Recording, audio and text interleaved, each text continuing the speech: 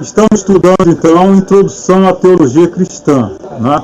Como eu falei da outra vez, a diferença da teologia cristã para as outras teologias é que a teologia cristã ela se dedica exclusivamente a falar a respeito da pessoa de Jesus de Nazaré.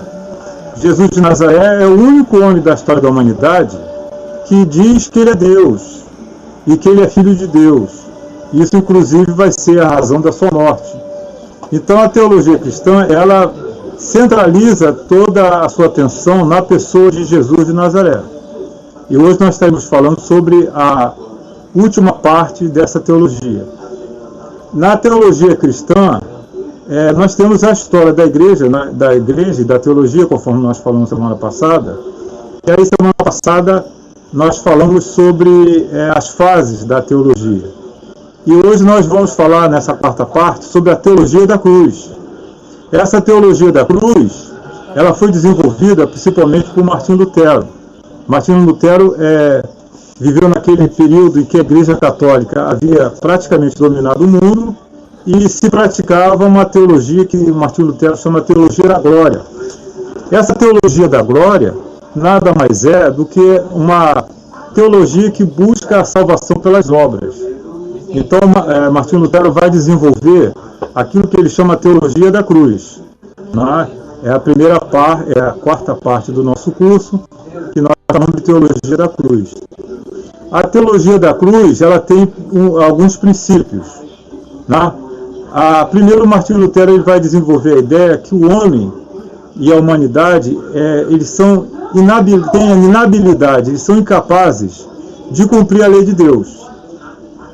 Isso é fato. Você vê lá o Antigo Testamento termina com a última palavra, né, do Antigo Testamento, é a palavra maldição.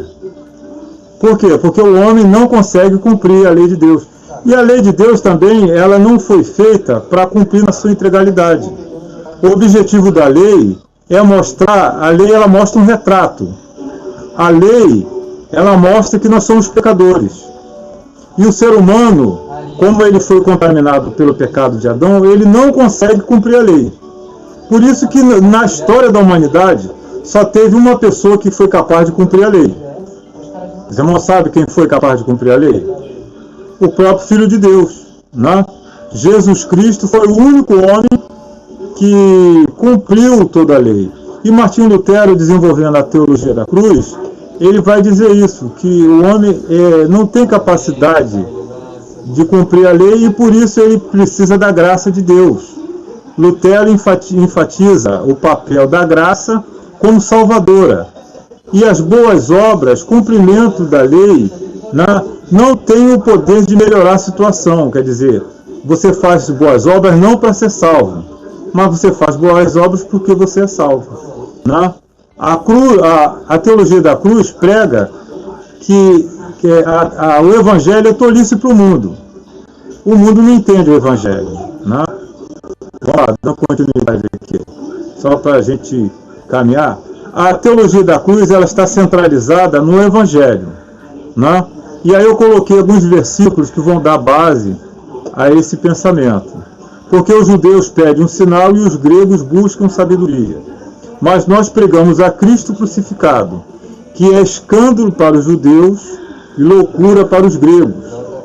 Mas os que são chamados, tanto judeus como gregos, lhe pregamos a Cristo, poder de Deus, sabedoria de Deus. Então, o centro do Evangelho, o centro da pregação do Evangelho, é justamente a morte expiatória de Jesus. Esse que é o prisma, esse que é o caminho. O Evangelho, até Martinho Lutero, até a Reforma, estava centralizado no homem. Então, esse foi o objetivo dos reformadores. Quando você fala em reforma da igreja, reforma da teologia, os reformadores queriam trazer de volta a mensagem para a cruz. O centro do Evangelho é a cruz. Né? A cruz, Deus se revela na cruz. O Deus que criou o universo, ele se fez homem. E ele nasce como um homem, vive uma vida de homem como nós.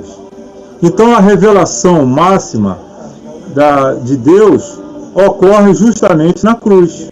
Né? A cruz, além de ser o símbolo, a gente vai ver, ela é a centralidade do Evangelho. Por isso que a gente diz que é cristianismo, é cruz. Né? Deus se revela na cruz. Essa é a máxima de Lutero. Lutero ele estava trabalhando justamente para promover essa visão, essa mensagem. Né? Vamos lá, dando continuidade então aqui. Eu estou apresentando os slides. Depois os irmãos que entrarem lá no YouTube vão ver. A cruz ela tem dois aspectos. Qual é esses dois aspectos da cruz? Primeiro, ela tem uma ação salvífica. A cruz ela simboliza a salvação dos pecadores. Você vê que Jesus falou assim: eu não vim chamar justos, mas eu vim chamar pecadores ao arrependimento. Então ele diz o seguinte: você não vai ser justo, mas você vai ser justificado. Você vai continuar sendo pecador, porque você recebeu essa herança adâmica, você recebeu essa natureza caída.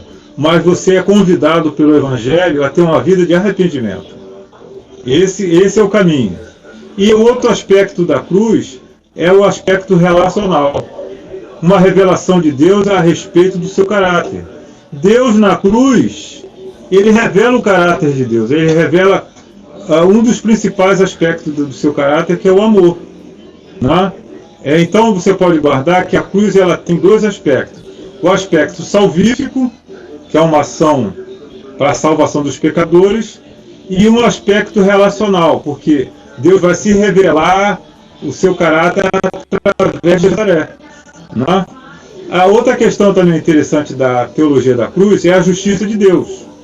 Aí eu coloquei o texto de Romanos 3, que diz assim, Romanos 3, 22 a 24, que diz que a justiça de Deus é pela fé em Cristo, para que sobre todos os que creem não há diferença. Quer dizer, nós alcançamos a justiça de Deus não pelos nossos méritos, não pelo aquilo que fazemos, mas o que Deus exige de nós é a fé em Cristo.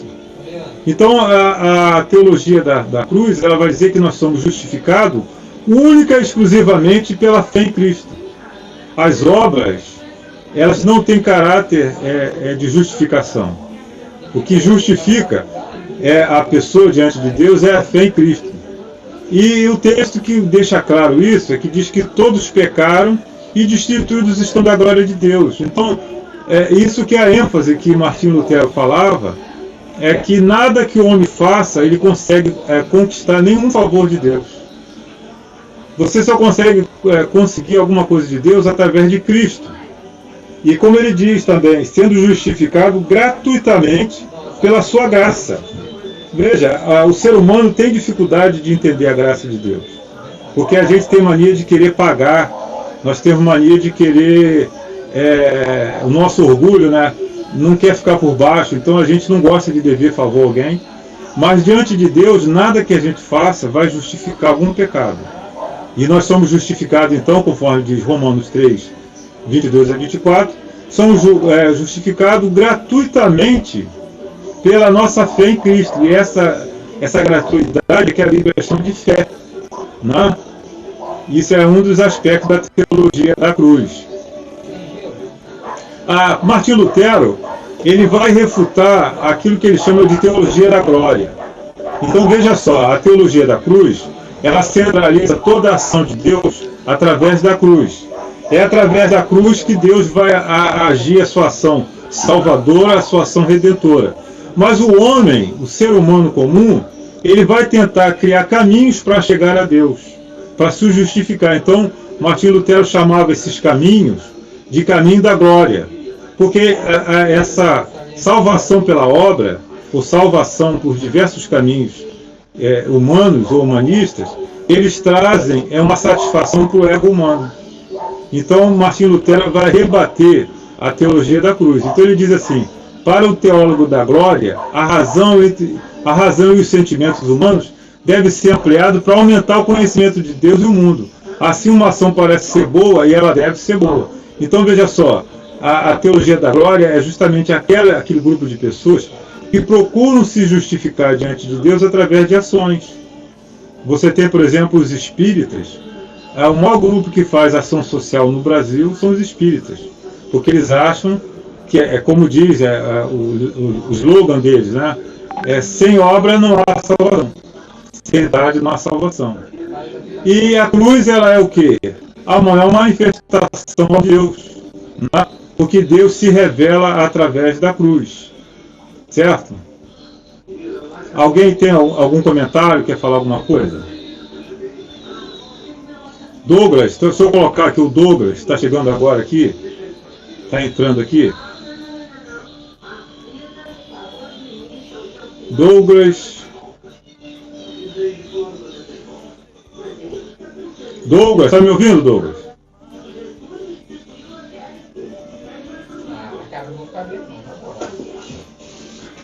Está conectando o áudio ainda, né? E olha só, é interessante a gente estar falando sobre teologia da cruz, porque Martinho Lutero ele desenvolveu essa ideia de voltar para a palavra, de voltar para o Evangelho, porque historicamente muitas formas de se comunicar com Deus têm surgido ao longo da história.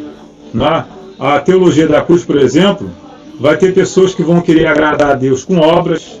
Você vê nesse período aí de pandemia, muitas pessoas estão querendo fazer obra social, achando que vão agradar a Deus porque estão dando cesta básica, estão ajudando as pessoas financeiramente. Isso é uma forma de querer agradar a Deus. Outros vão tentar agradar a Deus ou conhecer Deus através da religião, através do conhecimento. Semana passada nós falamos sobre o gnosticismo, que ele surge no primeiro e segundo século, que eles achavam que existia um conhecimento secreto, que somente um pequeno grupo que tinha acesso. Tá? Você se lembra que eu falei semana passada sobre o gnosticismo, eu falei sobre montanismo e falei sobre um filósofo chamado Celso. Celso, é interessante falar de Celso. Celso ele aparece no ano 157 da história da igreja e ele não é cristão, ele é um ateu. Ele vai escrever um livro para refutar o cristianismo, porque os crentes do primeiro e segundo século adoravam a Jesus como Deus, certo? E foi esse o motivo da condenação dele. Ele foi condenado porque ele se dizia filho de Deus. E uma vez que ele é filho de Deus, ele estava se fazendo igual a Deus.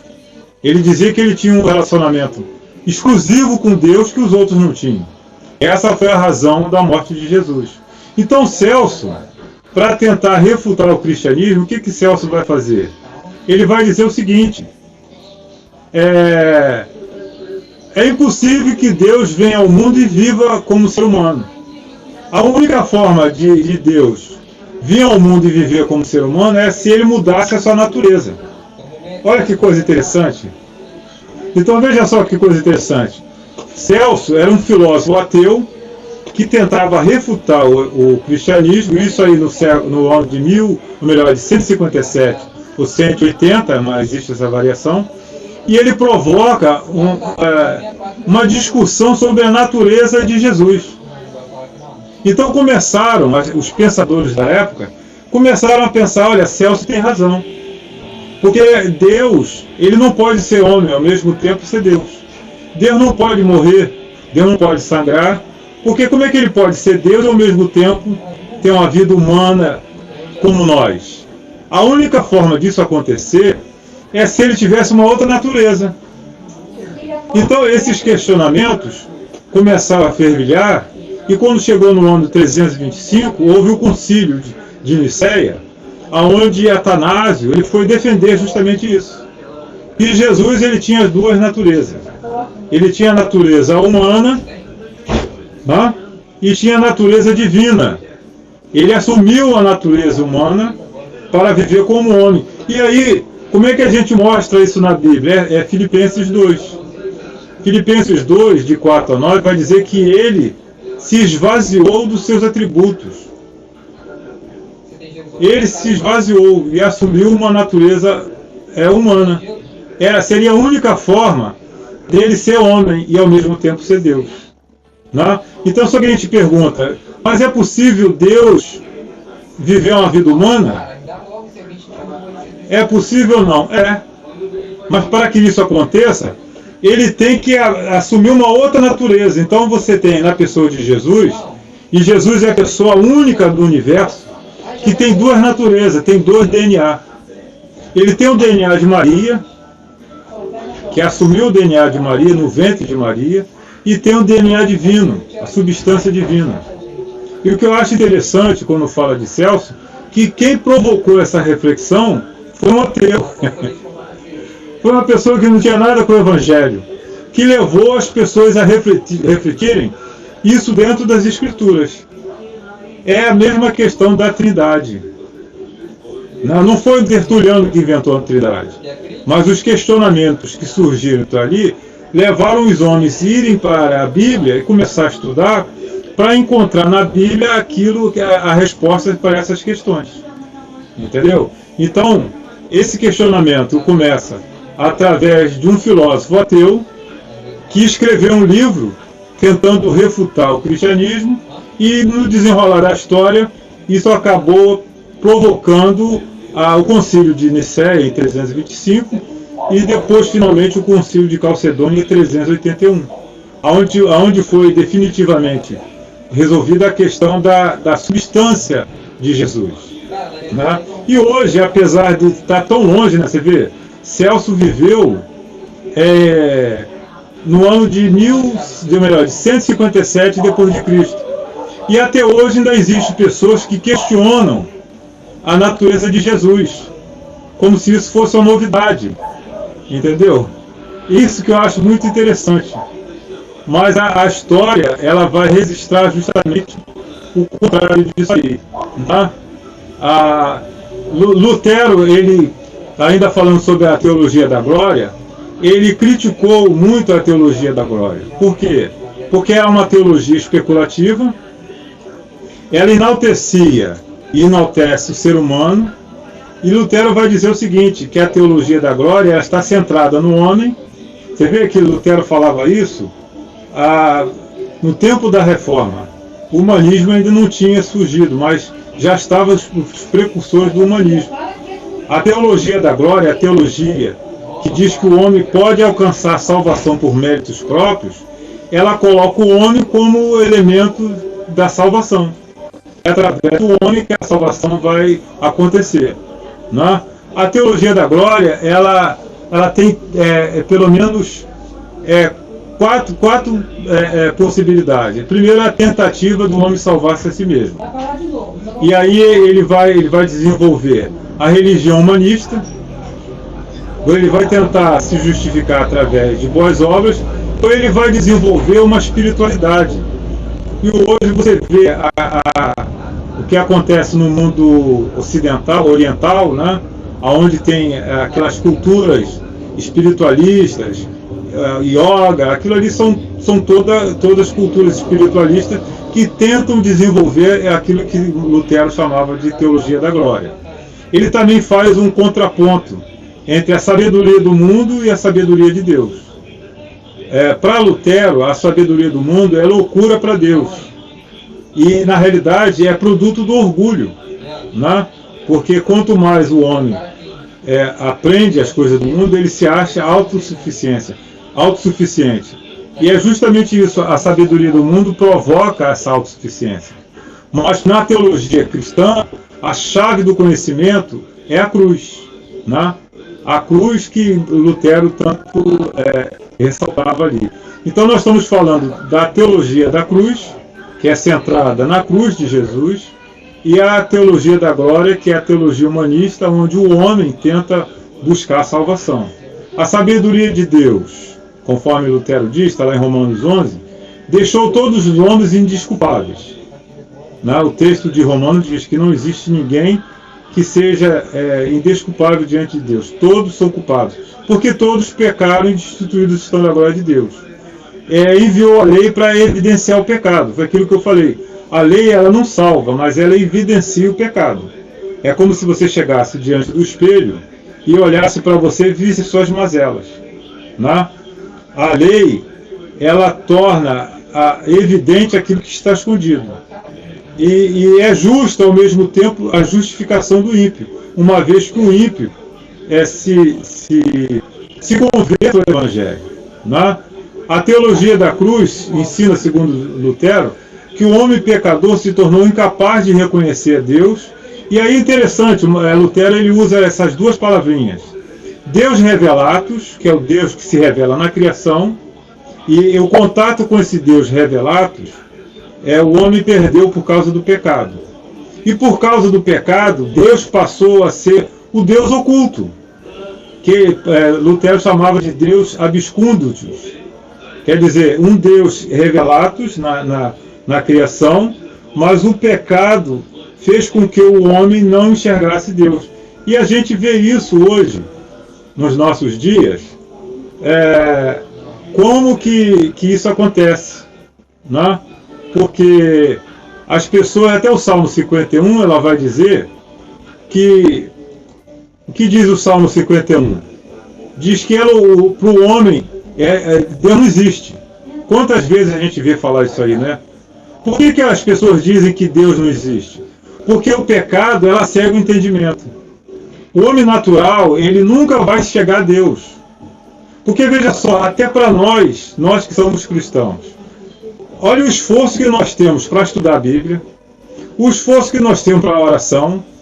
Se tivesse uma festinha ali para tomar uma cerveja, para dançar, as pessoas iam de graça. Mas quando você fala em coisas relacionadas a Deus, nós temos dificuldade. Você já observou isso? Tudo que é relacionado a Deus, a nossa natureza caída não quer. Não é verdade ou não é? Quem de nós gosta de passar a noite de joelho orando? A nossa carne não gosta disso. Não é? Mas isso é ação o quê? Do pecado em nós. Essa é a luta que existe entre o velho homem e o novo homem. Você tem que entender que dentro de você existe um conflito entre a nova criação que o Espírito Santo está gerando e a velha criatura que herdou as características de Adão. Deu para pegar isso aí? Então o conflito consiste justamente disso. Daquilo que Deus está construindo em você e a sua velha natureza que continua agindo. E isso vai acontecer até a nossa morte. Certo? É esse conflito interior. Ou nós vamos deixar que o velho homem ganhe, ou nós vamos reagir e vamos lutar contra isso aí. A teologia da cruz vai tentar reatar esses valores. Né? Ela vai falar da vitória de Cristo crucificado.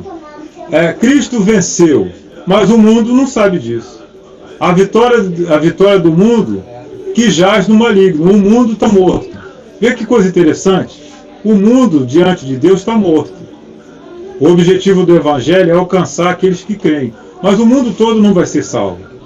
Outra questão que Lutero vai enfatizar, a vitória sobre a morte.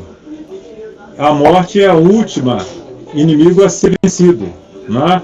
Hebreus 2,14 vai falar sobre a questão da morte. Outra questão também que Lutero trata na teologia da cruz é que com a morte de Jesus foi esmagada a cabeça da serpente. É o texto que está lá em Gênesis 3,15. Esse texto é muito interessante. É um texto profético, é conhecido como o proto-evangelho. Quando o próprio Deus profetiza que da descendência da mulher viria um homem que pisaria a cabeça da serpente. Pisar na cabeça da serpente significa quebrar o poder do diabo. Antes da cruz, ele tinha o poder de matar a humanidade, de condenar a humanidade. Mas Jesus, na cruz, venceu. Então, veja só, a cruz é símbolo de vitória. Foi na cruz que Jesus venceu o diabo. Né? A cruz, para nós, é vitória. Vamos aqui só mais algumas questões aqui que eu queria colocar.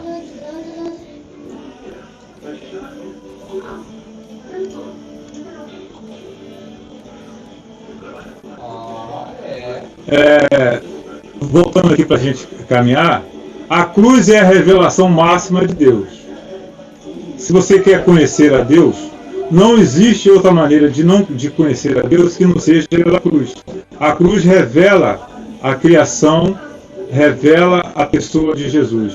No primeiro século da história da igreja, sempre tiveram dificuldade de pregar o Evangelho. porque a mensagem da cruz nunca foi fácil. E não é fácil, né?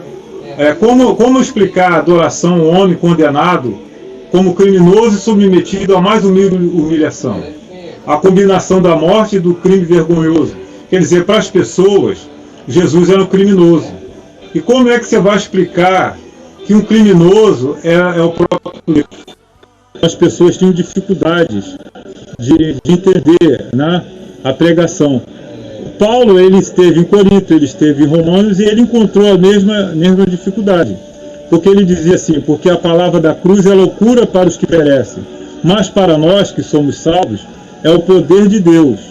Nós que pregamos a Cristo crucificado. Cristo crucificado é escândalo para os judeus e loucura para os gregos, né? A teologia da glória, que Martinho Lutero refutava, ela se baseava em filosofia, em boas obras e misticismo. O misticismo, infelizmente, ele continua até os dias de hoje sendo um mal dentro da igreja, né? A teologia da cruz, então, ela faz isso, ela traz Deus ao homem, porque o homem não tem condição de se chegar a Deus. Somente através da cruz de Cristo é que podemos chegar até Deus, né? Além das dificuldades que a pregação sempre teve, Jesus também, ele encontrou muita dificuldade. A igreja pregou a cruz por lealdade a Jesus. E os cristãos adotaram a cruz porque era o centro da vida e do pensamento e da obra de Jesus, né? Vamos lá, nós já estamos terminando. Porque a mensagem da cruz incomoda. Por que a mensagem da cruz incomoda? Porque ela nos lembra nos lembra do pecado humano e da justiça de Deus. Porque ela humilha o nosso ego e também porque nos lembra do perdão e do amor de Deus. A gente não gosta de ouvir o quanto nós somos pecadores, mas a lei ela faz isso. A teologia da cruz ela produz o quê? Justificação, né? E a teologia da cruz nos leva a um conhecimento verdadeiro com Jesus. Só através de Jesus Cristo é que nós poderemos nos relacionarmos com Deus. Irmãos, olha só, nós estaremos encerrando por aqui. Eu vou enviar um questionário de 5 perguntas. Toda semana eu estou enviando um questionário. Veja só, mesmo aqueles que às vezes não participam, por outras questões, às vezes está viajando, está fazendo outra coisa, mas hoje nós estamos terminando essa matéria. Semana que vem nós estaremos outra. Para que você possa concluir essa matéria, você tem que fazer esses questionários e enviar para mim, para que eu possa lançar a sua nota no diário. Enquanto eu não receber esse questionário, você vai ficar em falta com o curso. Pastor Silas, você queria falar alguma coisa?